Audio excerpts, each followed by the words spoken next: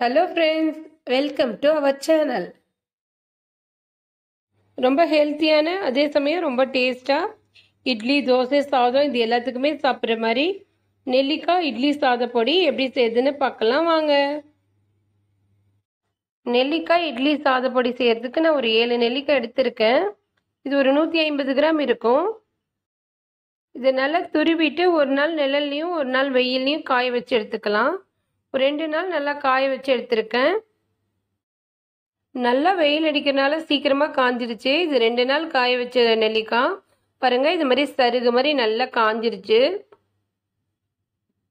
நம்ம கையில் எடுத்து பார்த்தாவே தெரியும் இது நல்லா காஞ்சிருக்குன்னு.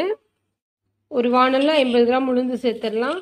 கூடவே 50 கிராம் கடலைப்பருப்பு சேர்த்துக்கலாம். இதை நல்லா வறுத்துக்கலாம். ஸ்டவ்வை மீடியம் ஃப்ளேமில் வச்சு இதை நல்லா வறுத்துடலாம். பருப்பெல்லாம் நல்லா ப்ரௌன் கலர் ஆகிற வரைக்கும் நல்லா வறுத்துக்கலாம். இது நல்லா வறுபட்டதும் 2 டேபிள் ஸ்பூன் சீரகம் சேர்த்துடலாம். 2 டேபிள் ஸ்பூன் மிளகு சேர்த்துக்கலாம். கூடவே 1 ஸ்பூன் எள்ளு சேர்த்துக்கலாம். இதையும் நல்லா வறுத்துடலாம். இது எல்லாமே நல்லா வறுபட்டதும் ஒரு 7-8 காஞ்ச மிளகாய் சேர்த்துக்கலாம். இது நல்லா காரமாக இருக்கும். நான் 7-8 சேர்த்துருக்கேன். நீங்கள் 10 கூட சேர்த்துக்கலாம். மிளகாவும் சேர்த்து நல்லா வறுத்துடலாம். கூடவே கொஞ்சமாக கருவேப்பிலை சேர்த்துக்கலாம். கருவேப்பிலை நல்லா மொறு ஆகிற வரைக்கும் வறுத்துக்கலாம். ஸ்டவ்வை மீடியம் ஃப்ளேமில் வச்சு இது எல்லாமே நம்ம வறுத்துடலாம். எல்லாமே நல்லா வறுபட்டுருச்சு. கல்லுப்பு சேர்த்துக்கலாம்.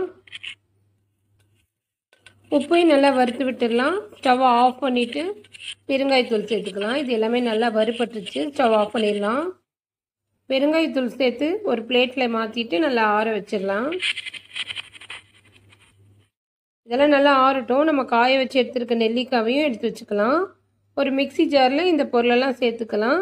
கூடவே நெல்லிக்காய் காய வச்சுருக்கோம், அதையும் இதோட சேர்த்து நல்லா கொரகொரப்பாக அரைச்சி எடுத்துக்கலாம். ரொம்ப நைஸாக அரைக்க தேவையில்லை. எல்லாமே நல்லா ஆறிடுச்சு. நம்ம மிக்சி ஜாரில் சேர்த்துடலாம். இப்போ அரைச்சிக்கலாம்.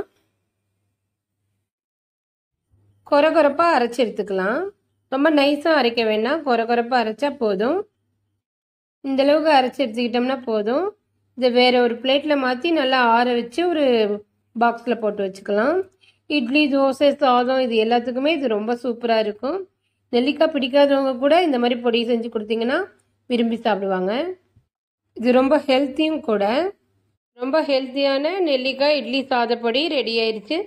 நீங்களும் இதே மெத்தடில் ட்ரை பண்ணி பாருங்கள் ஃப்ரெண்ட்ஸ்.